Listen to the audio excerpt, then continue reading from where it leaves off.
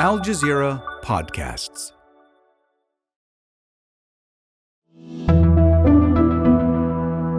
Today, voters in Senegal prepare for an election that, for a minute, looked like it might not happen.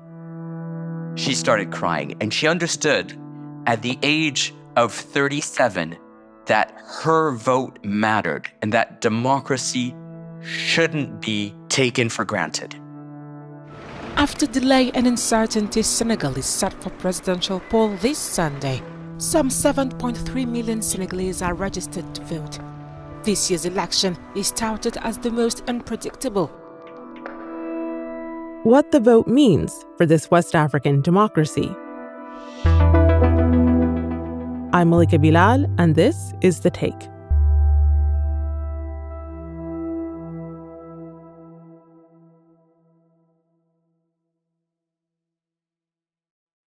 I'm Nicolas Haque. I'm the Al Jazeera correspondent for West Africa, based out of Senegal, Dakar. Okay, Nick, welcome back. What has the mood in the country been like just days before the presidential election? Because I know you've been out reporting, talking to people, taking the pulse. It is quite an unusual election. There's both anticipation, like you would have in any election. There's an element of fear and unknown, because this is the first election in the last 12 years where President Macky Sall is not in the running. So whoever comes to power will be someone new. And there's an element of excitement, especially amongst those young first-time voters.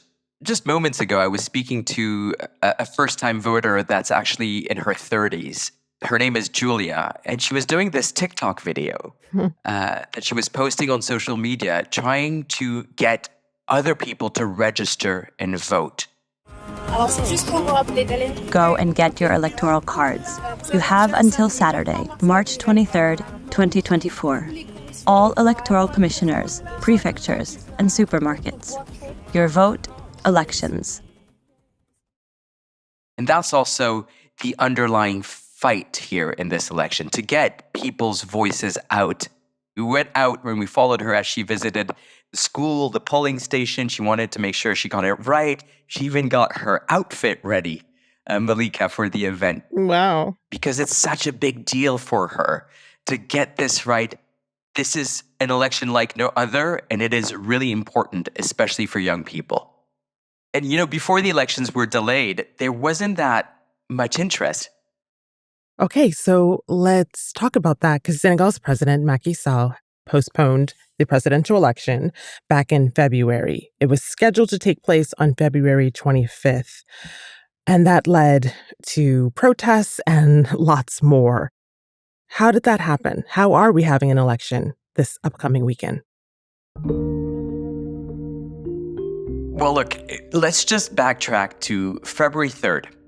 Hours before the campaign, suddenly the president of Senegal goes on national television and announces to the Senegalese people and to the world that the elections can't go ahead. He's invoked a decree canceling the elections altogether. And this just hours before the campaign was supposed to start. This election that was supposed to take place on February 25th, everybody thought that it was going to take place. I was looking forward to it. My birthday is on February 26th. So I was hoping that this vote was actually going to take place. And that was finally the moment that so many people were looking forward to. Mm-hmm. Elections are a moment, a ritual in Senegalese democracy, or Senegalese life, that precedes even independence from France. People have been voting here for hundreds of years. And for someone to just rob that vote or rob that opportunity, that really shocked people. Mm. Why did he postpone the elections in the first place? Well, his argument was that the way the list of candidates were drawn, the process in which this was done was flawed. There is suspicion of corruption. Bribes allegedly were given by the ruling candidate himself, the candidate supported by President Macky Sall.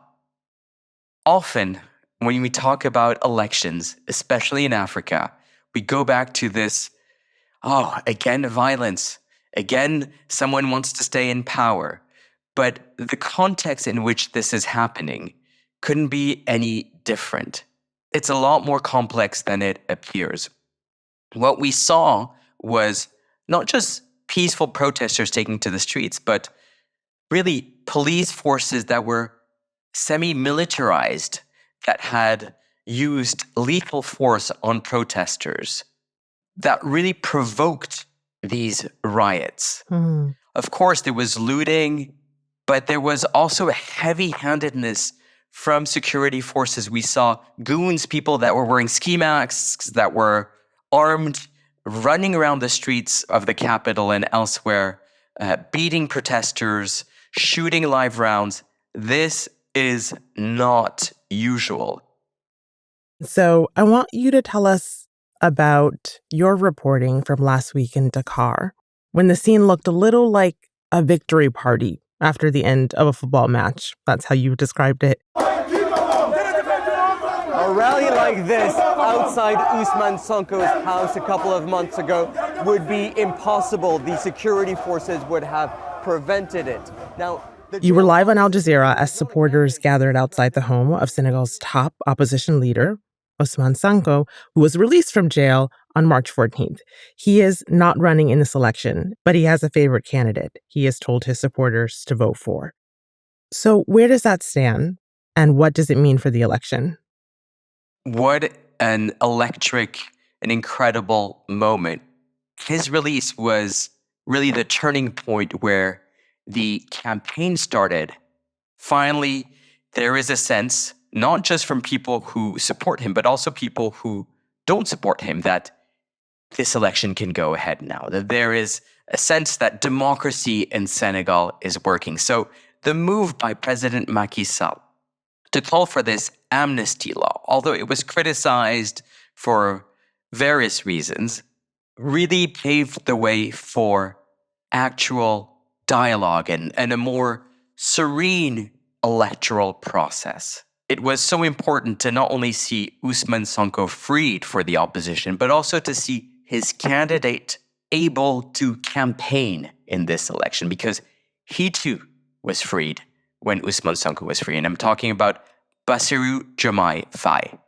This is an unusual campaign. It's only 2 weeks in length, and it's taking place during the holy month of Ramadan and Lent.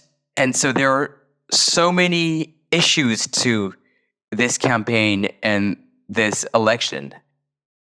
Bassirou Diomaye Faye is running, along with almost 20 other candidates. But Nick says it really comes down to two distinct visions. There are two standout candidates here. Bassirou Diomaye Faye from the opposition and Amadou Ba from the ruling party.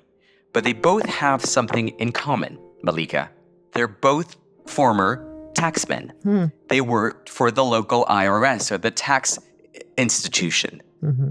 Amadou Ba was Diomaye Faye's boss. They both know each other very well, but they couldn't be any different.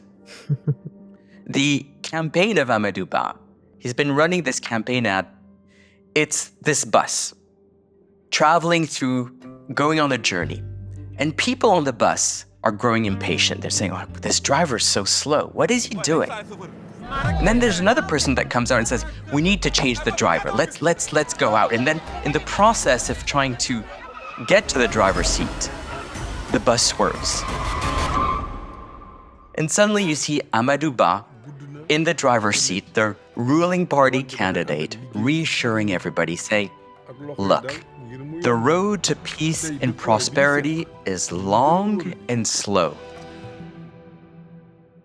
Senegal needs stability now more than ever. Wow. Amadou Ba's campaign, his vision, is not about change. It's about stability. And in his campaign, I've seen that he attracts a lot of women. There's a lot of mothers, too, that I see that are from the countryside, not from the city, that doesn't want to see violence, that doesn't want to see that want to see some form of stability. Now, Bassirou Diomaye Faye's campaign couldn't be any different. He's out there, and you see a lot of young men, and he's waving a broom, a traditional broom. And he says, I'm going to sweep this country clean of corruption. Wow. We're going to change the system. We're going to get rid of all this elite to ensure that you, young men in the crowd, will have a job. He has support of young women too, but you don't see them really in the rally. You see them on social media. His campaign of hope sounds familiar, right? His campaign of hope and change is something that attracts young voters. But behind him, there's Ousmane Sonko, of course, who is the reassuring figure. So two very different campaign visions or directions, but going towards a common destination of trying to move Senegal forward. And the people of Senegal, especially the young people, are looking for change. Despite a booming economy of 8.9% growth rate, droves of young people are leaving Senegal, going to Spain or to Europe to find work. Yesterday, I was speaking to a welder that had a state diploma in 2013 and still could not find work. Oh, wow. He's not voting in this election. He's preparing his trip to go to Spain because he knows as a mechanic, as a welder, he'll get work in Spain. Living in Dakar, near the country's largest deep-sea port, Nick says he sees this problem firsthand. He lives in the port of Ndayane, where the largest deep-sea port in Africa is being built. In that village, unprecedented numbers of young men are leaving the village. And I have a house just next door. I see them playing football on the beach, waiting around. I know them. This is really personal. I know who these young people are. These are people that are educated, that know multiple languages, that have degrees, that should be working in their country, that don't want to leave Senegal, but are forced to do so, they say. But it's not just the economy now. It's preserving Senegal's democracy, Nick says. The Senegalese people are going out to defend the country's right to vote. I mean, when I spoke to Julia, this first-time voter, she was telling me this moment, this pivotal moment that really marked people's minds. It's when we saw security forces force the opposition out to allow a vote to delay the election, and the bill went through. And telling Nick this story, Julia started crying, he says. There was a moment for many people that they understood that there's something that they need to protect. There's something that worked so beautifully well for years, and then suddenly that was at stake. It's in these moments of crisis and pain that we realize and how grateful and how important it is that there is this breath of democracy in Senegal. More after the break.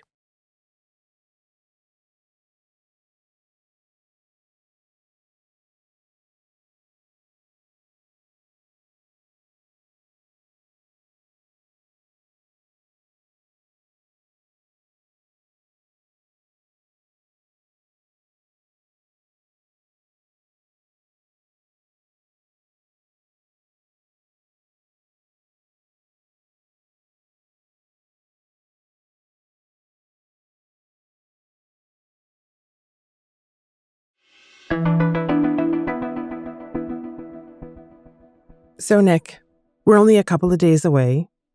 Let's play a game of Choose Your Adventure here. Walk me through a few scenarios of Sunday's election outcome. What might happen? So different scenarios here, Malika. We could have Amadou Ba winning through the first round, but the opposition putting into question the outcome. If Amadou Ba wins, I sense that there will be riots on the streets with members of the opposition and young people going out in anger, saying that the credibility of the election is flawed. Now, the second scenario possible is that it's a tight race, and that Bassirou Diomaye Faye and Amadou Ba are so tight that there's another vote 2 weeks later where they will both compete to try to become the next president. That is perhaps the outcome that most people hope, so that to ensure that the electoral process, the credibility of the election, is not put into question. Mm-hmm. Or Bassirou Diomaye Faye wins in the first round, and then it's paving the way for something completely new. I think it would take everybody by surprise. He wants an overhaul of the system. He says he's a break from the past, that Senegal needs to renegotiate terms and contracts with France, a former colonial power. And the reason why this election is so important, this is something that people that are listening in need to remember, is because Senegal will be extracting before the end of the year unprecedented amount of liquefied natural gas.